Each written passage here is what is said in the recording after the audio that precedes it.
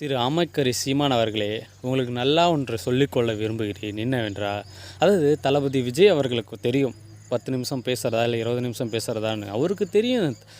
திரு சீமான் அவர்களே, அதாவது நீங்களாம் ஒரு நாள் ஃபுல்லாக கத்தி பேசினாலும் யாருக்கு தெரிய போகிறது கிடையாது. ஆனால் ஒரு நிமிஷம் பேசினாலும் எப்படி அதர் கண்ட்ரிக்கே கேட்குற அளவுக்கு எங்கள் தளபதியோட பவர் இருக்குது.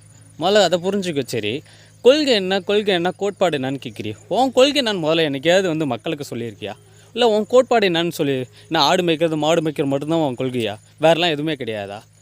இல்லை கேட்குறேன். இல்லை தளபதி விஜய் 10 நிமிஷம் தான் பேசுகிறது கேட்டிருக்காரு. 10 நிமிஷம் தான் கேட்டிருக்காங்கிற. 10 நிமிஷம் வேலுநாச்சியாரை பற்றி பேசுங்கிற, காமராஜரை பற்றி பேசுங்கிற. யோ சீமான் அவர்களே, உங்கள் கொள்கையை உங்கள் கோட்பாடை மக்களுக்கு கேட்குற மாதிரி சொல்லுங்கள். அப்படி பேசி அரசியலை வளர்க்க கற்றுக்குங்க. அடுத்தவங்கள பற்றி பேசியே நீ பிச்சை எடுத்துகிட்டு போவாத. திரள் நதின்ட்டு எதுக்கு இந்த பொழப்பு? யோ சிங்களாக வேட்டையாடி போயிட்டே இருக்கும். உன மாதிரி திரள் நதி வாங்கி பொழப்பு நடத்தலைங்க யாரும். புரியுதா?